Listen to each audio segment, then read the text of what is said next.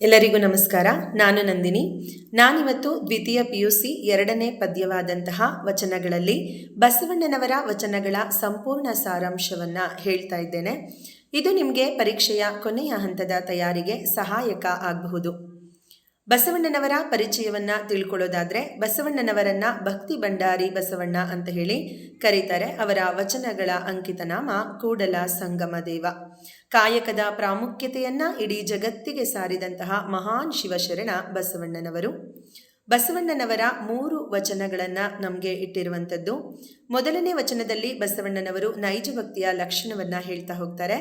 2ನೇ ವಚನದಲ್ಲಿ ಶಿವ ಪಥವನ್ನು ಅರಿಯದವನ ಭಕ್ತಿ ನಿರರ್ಥಕ ಅನ್ನೋದನ್ನು ಕೆಲವೊಂದಷ್ಟು ಉದಾಹರಣೆಗಳ ಮೂಲಕ ಹೇಳ್ತಾ ಹೋಗ್ತಾರೆ.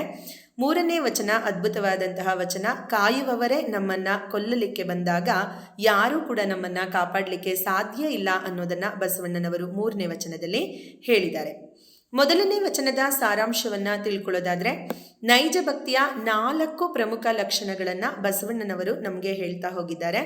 ನಮಗೆ 4 ಅಂಕಕ್ಕೆ ಪ್ರಶ್ನೆ ಕೇಳಿದಾಗ ನಾವು ಈ 4 ಲಕ್ಷಣಗಳನ್ನು ಬರಿಬೇಕಾಗ್ತದೆ. ಅದರಲ್ಲಿ ಮೊದಲನೇದು ಮನ ಬೆರೆತಾಗ ತನು ಕರಗಬೇಕು ಅಂತ ಹೇಳಿ. ಇಲ್ಲಿ ಮನ ಅಂತಂದರೆ ಮನಸ್ಸು ಅಂತ ಹೇಳಿ ಅರ್ಥ. ಮನಸ್ಸು ಬೆರೆತಾಗ ತನು ಕರಗಬೇಕು. ತನು ಅಂತಂದರೆ ದೇಹ ಅಂತ ಹೇಳಿ ಅರ್ಥ. ನಾವು ಶಿವನಲ್ಲಿ ಅಥವಾ ದೇವರಲ್ಲಿ ಮನಸ್ಸನ್ನು ಇಟ್ಟಾಗ ನಮ್ಮ ದೇಹವನ್ನು ದಂಡಿಸಲಿಕ್ಕೆ ಕೂಡ ನಾವು ತಯಾರಿರಬೇಕಾಗತ್ತೆ. ಮನಸ್ಸು ಬೆರೆತಾಗ ತನು ಕರಗಬೇಕು. ಮತ್ತು ದೇವರನ್ನ ಕಂಡಾಗ ನಮ್ಮ ಕಣ್ಣಲ್ಲಿ ಅಶ್ರು ಜಲ ಬರಬೇಕು ಅಂತ ಹೇಳಿ ಹೇಳ್ತಾರೆ. ಭಾವಪರವಶತೆ ಆದಾಗ ಮಾತ್ರ ನಮ್ಮ ಕಣ್ಣಲ್ಲಿ ಕಣ್ಣೀರು ಬರುವಂಥದ್ದು. ಸೊ ದೇವರನ್ನ ನೋಡಿದಾಗ, ಶಿವಲಿಂಗದ ದರ್ಶನವನ್ನು ಮಾಡಿದಾಗ ನಮ್ಮ ಕಣ್ಣಲ್ಲಿ ನೀರು ಬರಬೇಕು. ಹಾಗೆಯೇ ದೇವರನ್ನ ಸ್ಪರ್ಶಿಸಿದಾಗ ರೋಮಾಂಚನ ಆಗಬೇಕು, ಪುಳಕಿತ ಆಗಬೇಕು. ನಾವು ದೇವರನ್ನ ಸ್ಪರ್ಶ ಮಾಡಿದಾಗ ಪುಳಕಿತ ಆಗಬೇಕು. ದೇವರ ಮಂತ್ರ ಪಠಣೆಯನ್ನು ಮಾಡುವಾಗ ಅಥವಾ ದೇವರೊಟ್ಟಿಗೆ ನುಡಿಯುವಾಗ, ಮಾತನಾಡುವಾಗ ನಮ್ಮ ಗಂಟಲು ಉಬ್ಬಿ ಬರಬೇಕು. ಭಾವಪರವಶತೆಯಿಂದ ಗಂಟಲು ಉಬ್ಬಿ ಬರಬೇಕು. ಈ 4 ಕೂಡ ನೈಜ ಭಕ್ತಿಯ ಲಕ್ಷಣಗಳು ಅಂತ ಹೇಳಿ ಹೇಳಿದ್ದಾರೆ. ಒಂದು ವೇಳೆ ನನ್ನಲ್ಲಿ ಇವಿಲ್ಲ ಅಂತಂದರೆ ನಾನು ಕೂಡ ಡಾಂಬಿಕನೇ ಆಗ್ತೀನಿ ಅಂತ ಹೇಳಿ ಬಸವಣ್ಣನವರು ಹೇಳಿದ್ದಾರೆ. ಪ್ರಮುಖ 4 ಲಕ್ಷಣಗಳು ಯಾವ್ಯಾವುದು ಅಂತಂದರೆ, ಮನಸ್ಸು ಬೆರೆತಾಗ ತನು ಕರಗಬೇಕು. ದೇವರನ್ನ ಸ್ಪರ್ಶಿಸಿದಾಗ ನಮ್ಮ ಮೈಯಲ್ಲಿ ರೋಮಾಂಚನ ಆಗಬೇಕು. ದೇವರನ್ನ ಕಂಡಾಗ, ಶಿವಲಿಂಗ ದರ್ಶನವಾದಾಗ ಕಣ್ಣಲ್ಲಿ ನೀರು ಬರಬೇಕು. ದೇವರೊಟ್ಟಿಗೆ ನುಡಿಯುವಾಗ ಭಾವಪರವಶತೆಯಿಂದ ನಮ್ಮ ಗಂಟಲು ಉಬ್ಬಿ ಬರಬೇಕು. ಈ 4 ನೈಜ ಭಕ್ತಿಯ ಲಕ್ಷಣಗಳು ಅಂತ ಹೇಳಿ ಬಸವಣ್ಣನವರು ಹೇಳಿದ್ದಾರೆ. ಇನ್ನು 2ನೇ ವಚನದಲ್ಲಿ ಶಿವ ಪಥವನ್ನು ಅರಿಯದವನ ಭಕ್ತಿ ನಿರರ್ಥಕ ಅನ್ನೋದನ್ನು 4 ಉದಾಹರಣೆಗಳ ಮೂಲಕ ಬಸವಣ್ಣನವರು ಹೇಳ್ತಾ ಹೋಗ್ತಾರೆ. ಶಿವ ಪಥ ಅಂತಂದರೆ ಶಿವನೆಡೆಗೆ ಸಾಗುವಂತಹ ದಾರಿ ಅಂತ ಹೇಳಿ ಅರ್ಥ. ನಮ್ಮ ಭಕ್ತಿಯ ಅಂತಿಮ ಉದ್ದೇಶ ದೇವರನ್ನ ತಲುಪುವುದೇ ಆಗಿದೆ. ಶಿವಪಥವನ್ನು ನಾವು ಅರ್ಥೈಸ್ಕೊಳ್ಳಿಲ್ಲ ಅಂದರೆ ನಮ್ಮ ಭಕ್ತಿಗೆ ಅರ್ಥ ಇರೋದಿಲ್ಲ. ಅದನ್ನು 4 ಉದಾಹರಣೆಗಳ ಮೂಲಕ ಬಸವಣ್ಣನವರಿಲ್ಲಿ ಹೇಳಿದ್ದಾರೆ. ಅರ್ಥರೇಖೆ ಇದ್ದು ಆಯಸ್ಸಿನ ರೇಖೆ ಇಲ್ಲ ಅಂತಂದರೆ, ನಮ್ಮ ಕೈಯಲ್ಲಿ ರೇಖೆಗಳಿರ್ತದೆ ಅಲ್ಲ, ಸೊ ಈ ರೇಖೆಗಳಲ್ಲಿ ಅರ್ಥರೇಖೆ, ಅರ್ಥ ಅಂತಂದರೆ ಹಣ ಅಥವಾ ಸಂಪತ್ತು ಅಂತ ಹೇಳಿ ಅರ್ಥ. ಸಂಪತ್ತಿನ ರೇಖೆ ಚೆನ್ನಾಗಿದ್ದು ನಮಗೆ ಆಯಸ್ಸೇ ಇಲ್ಲ ಅಂತಂದರೆ ಆ ಸಂಪತ್ತನ್ನು ಇಟ್ಕೊಂಡು ಏನು ಮಾಡ್ಲಿಕ್ಕೆ ಬರುತ್ತೆ? ಸೊ ಅರ್ಥರೇಖೆ ಇದ್ದು ಆಯಸ್ಸಿನ ರೇಖೆ ಇಲ್ಲ ಅಂತಂದರೆ ಆ ಅರ್ಥರೇಖೆಯಿಂದ ಯಾವುದೇ ಪ್ರಯೋಜನ ಇರೋದಿಲ್ಲ. ಹಾಗೆಯೇ ಹಂದೆಯ ಕೈಯಲ್ಲಿ ಚಂದ್ರಾಯುಧ ಇದ್ದರೆ, ಹಂದೆ ಅಂತಂದರೆ ಹೇಡಿ ಅಂತ ಹೇಳಿ ಅರ್ಥ. ಯುದ್ಧ ಮಾಡಲಿಕ್ಕೆ ಉತ್ಸಾಹನೇ ಇಲ್ಲ, ಯುದ್ಧ ಮಾಡಲಿಕ್ಕೆ ಹೆದರುಕೊಡುವಂತಹ ಎದುರುಪುಕ್ಲ ಅಂಥವನ ಕೈಯಲ್ಲಿ ಚಂದ್ರಾಯುಧ ಇದ್ರೇನು, ಇಂದ್ರಾಯುಧ ಇದ್ರೇನು, ಯಾವ ಆಯುಧ ಇದ್ರೂ ಅದು ಗಣನೆಗೆ ಬರೋದಿಲ್ಲ. ಮೊದಲನೇದಾಗಿ ಯುದ್ಧ ಮಾಡಲಿಕ್ಕೆ, ಹೋರಾಡಲಿಕ್ಕೆ ಉತ್ಸಾಹ ಬೇಕು. ಉತ್ಸಾಹ ಇಲ್ಲದೆ ಇರೋನನ್ನು ನಾವು ಹೇಡಿ ಅಂತ ಹೇಳಿ ಕರಿತೇವೆ. ಆ ಹೇಡಿಯ ಕೈಯಲ್ಲಿ ಚಂದ್ರಾಯುಧ ಇದ್ದು ಏನೂ ಪ್ರಯೋಜನ ಇರೋದಿಲ್ಲ. ಹಾಗೆಯೇ ಅಂಧಕನ ಕೈಯಲ್ಲಿ ಕನ್ನಡಿ ಇದ್ದರೆ, ದರ್ಪಣ ಅಂತ ಹೇಳಿ ಹೇಳಿದ್ದಾರೆ ಇಲ್ಲಿ. ದರ್ಪಣ ಅಂತಂದರೆ ಕನ್ನಡಿ, ಅಂಧಕ ಅಂತಂದರೆ ಕುರುಡ ಅಂತ ಹೇಳಿ ಅರ್ಥ. ಕುರುಡನಿಗೆ ಏನೂ ಕಾಣಿಸೋದೇ ಇಲ್ಲ, ಸಹಜವಾದದ್ದೇ ಕಾಣಿಸಲ್ಲ. ಇನ್ನು ನಾವು ದರ್ಪಣವನ್ನು ಇಟ್ಕೊಂಡು ಪ್ರತಿಬಿಂಬವನ್ನು ನೋಡಲಿಕ್ಕೆ ಸಾಧ್ಯ ಆಗ್ತದಾ? ಸೊ ಅಂಧಕನ ಕೈಯಲ್ಲಿ, ಕುರುಡನ ಕೈಯಲ್ಲಿ ಕನ್ನಡಿ ಇದ್ದು ಏನೂ ಪ್ರಯೋಜನ ಇರೋದಿಲ್ಲ.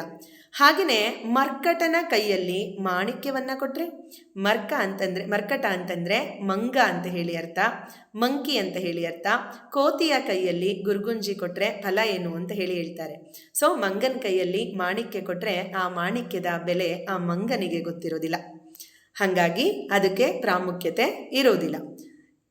ಈ 4 ಉದಾಹರಣೆಗಳನ್ನು ಅವರು ಹೇಳ್ತಾರೆ. ನಮ್ಮ ಕೂಡಲ ಸಂಗನ ಶರಣರನ್ನ ಅರಿಯದವರಿದಾರಲ್ಲ, ಅಂದರೆ ಕೂಡಲ ಸಂಗಮ ದೇವನ ಶಿವಶರಣರಿದ್ದಾರಲ್ಲ, ಆ ಶಿವಶರಣರನ್ನ ಸರಿಯಾಗಿ ಅರ್ಥೈಸ್ಕೊಳ್ಳಿಲ್ಲ ಅಂತಂದರೆ, ಆ ಶರಣ ಭಾವವನ್ನು ನಾವು ಅರ್ಥೈಸ್ಕೊಳ್ಳಿಲ್ಲ ಅಂತಂದರೆ ನಮಗೆ ಶಿವನೆಡೆಗೆ ಸಾಗುವ ದಾರಿ ಸಿಗೋದಿಲ್ಲ.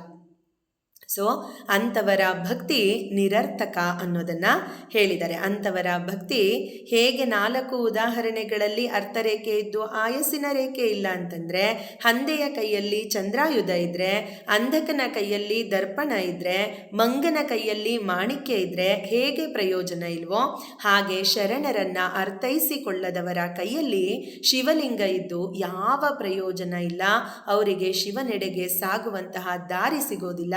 ಅಂತಹ ಭಕ್ತಿ ನಿರರ್ಥಕ ಅನ್ನೋದನ್ನು ಬಸವಣ್ಣನವರು 2ನೇ ವಚನದಲ್ಲಿ ಹೇಳಿದ್ದಾರೆ. ಇನ್ನು 3ನೇ ವಚನ ಅತ್ಯದ್ಭುತವಾದಂತಹ ವಚನ ಅಂತಲೇ ಹೇಳಬಹುದು. ಕಾಯುವವರೇ ನಮ್ಮನ್ನು ಕೊಲ್ಲಲಿಕ್ಕೆ ಬಂದಾಗ ಯಾರಿಗೆ ಹೋಗಿ ನಾವು ದೂರನ್ನು ಹೇಳಬಹುದು ಅಂತ. ಬಿದ್ದಾಗ ಅಮ್ಮ ಅಂತ ಹೇಳಿ ಕರೆಯಬಹುದು, ಅಮ್ಮನೇ ನಮ್ಮನ್ನು ಬೀಳಿಸ್ಬಿಟ್ರೆ ನಾವು ಯಾರನ್ನ ಕೂಗೋದು ಅಲ್ವಾ?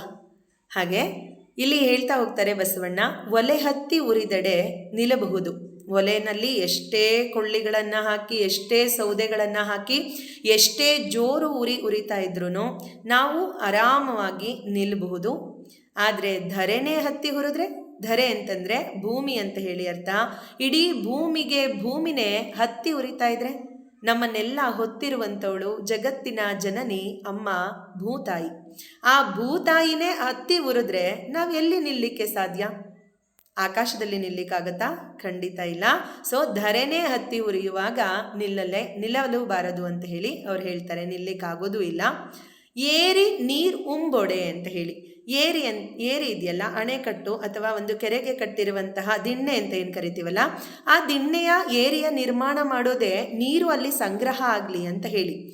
ಆ ನೀರನ್ನು ಸಂಗ್ರಹಿಸ್ಲಿಕ್ಕೋಸ್ಕರ ಮಾಡಿದಂತಹ ಆ ಏರಿನೇ ನೀರನ್ನೆಲ್ಲ ಕುಡ್ಕೊಂಡ್ಬಿಟ್ರೆ, ನಾವು ಮನೆ ಸುತ್ತ, ತೋಟದ ಸುತ್ತ ಬೇಲಿಯನ್ನು ಹಾಕೋದು, ಕಳ್ಳ ಕಾಕರು ಬರಬಾರ್ದು. ತೋಟದ ಸುತ್ತ ಬೇಲಿ ಹಾಕೋದು, ಬೆಳೆ ನಾಶ ಆಗಬಾರ್ದು, ಯಾವುದೇ ದನ ಕರುಗಳು ಅದರೊಳಗೆ ನುಗ್ಗಿ ತಿನ್ನಬಾರ್ದು ಅಂತಲೇ ಬೇಲಿಯನ್ನು ಹಾಕ್ತೇವೆ. ಆದರೆ ಆ ಬೇಲಿನೇ ಎದ್ದು ಹೊಲನೆಲ್ಲ ಮೇಯ್ಕೊಂಡ್ಬಿಟ್ರೆ, ಬೆಳೆನೆಲ್ಲ ನಾಶ ಮಾಡಿಬಿಟ್ರೆ, ನಾರಿ ತನ್ನ ಮನೆಯಲ್ಲಿ ಕಡವಡೆ, ನಾರಿ ಹೆಣ್ಣು ಸಂಸಾರದ ಕಣ್ಣು ಅಂತ ಹೇಳಿ ಹೇಳ್ತಾರೆ. ಒಂದು ಇಡೀ ಸಂಸಾರ, ಒಂದು ಇಡೀ ಮನೆ ಬೆಳೆಯೋದು ಒಂದು ಹೆಣ್ಣಿನಿಂದ. ಅಂತಹ ಹೆಣ್ಣು ಮಗಳು ಮನೆಯಲ್ಲೇ ಕಳ್ತನವನ್ನು ಮಾಡಲಿಕ್ಕೆ ನಿಂತುಬಿಟ್ರೆ, ಮನೆಯನ್ನು ದೋಚಲಿಕ್ಕೆ, ಮನೆಯನ್ನು ಹಾಳು ಮಾಡಲಿಕ್ಕೆ ಅಂತ ಹೇಳಿ ನಿಂತುಬಿಟ್ರೆ, ತಾಯ ಮೊಲೆವಾಲು ನಂಜಾಗಿ ಕೊಲ್ಲುವಡೆ, ತಾಯಿಯ ಎದೆ ಹಾಲು ಅಮೃತದ ಸಮಾನ. 8-9 ತಿಂಗಳಷ್ಟೇ ಅಲ್ಲ, ಇಡೀ ಜೀವಮಾನ ಪೂರ್ತಿ ನಮಗೆ ರೋಗ ನಿರೋಧಕ ಶಕ್ತಿಯನ್ನು ಕೊಡುವಂಥದ್ದು ತಾಯಿಯ ಎದೆ ಹಾಲು. ಆ ತಾಯಿಯ ಎದೆ ಹಾಲೇ ನಮ್ಮನ್ನು ವಿಷವಾಗಿ ಕೊಂದರೆ ಇನ್ನಾರಿಗೆ ಹೋಗಿ ದೂರನ್ನು ಹೇಳಿ ಕೂಡಲ ಸಂಗಮ ದೇವ, ನೀನು ನನ್ನನ್ನು ಕಾಪಾಡಬೇಕು ದೇವ, ನೀನೇ ನನ್ನ ಮೇಲೆ ಅಪರಾಧವನ್ನು ಹೊರಿಸಿದ್ರೆ ನಾನು ಯಾರ ಹತ್ರ ಹೋಗಲಿ ಅಂತ ಹೇಳಿ ಬಸವಣ್ಣನವರು ಇಲ್ಲಿ ಹೇಳಿರುವಂಥದ್ದನ್ನು ನಾವು ನೋಡಬಹುದು. 3 ವಚನಗಳ ಸಂಕ್ಷಿಪ್ತ ವಿವರಣೆಯನ್ನು ನಾನು ನಿಮಗೆ ನೀಡಿದ್ದೇನೆ. ಇದರಲ್ಲಿ ನಿಮಗೆ 1 ಅಂಕಕ್ಕೆ 1 ಪ್ರಶ್ನೆ ಬರಬಹುದು, ಅಥವಾ 4 ಅಂಕಕ್ಕೆ 1 ಪ್ರಶ್ನೆ ಬರಬಹುದು. 4 ಅಂಕಕ್ಕೆ 3 ಪ್ರಶ್ನೆಗಳಿದೆ. ಮೊದಲನೇ ಪ್ರಶ್ನೆ ನೈಜ ಭಕ್ತಿಯ ಲಕ್ಷಣಗಳು, ಮೊದಲನೇ ವಚನವನ್ನು ವಿವರಿಸಿ ಬರೀಬೇಕು.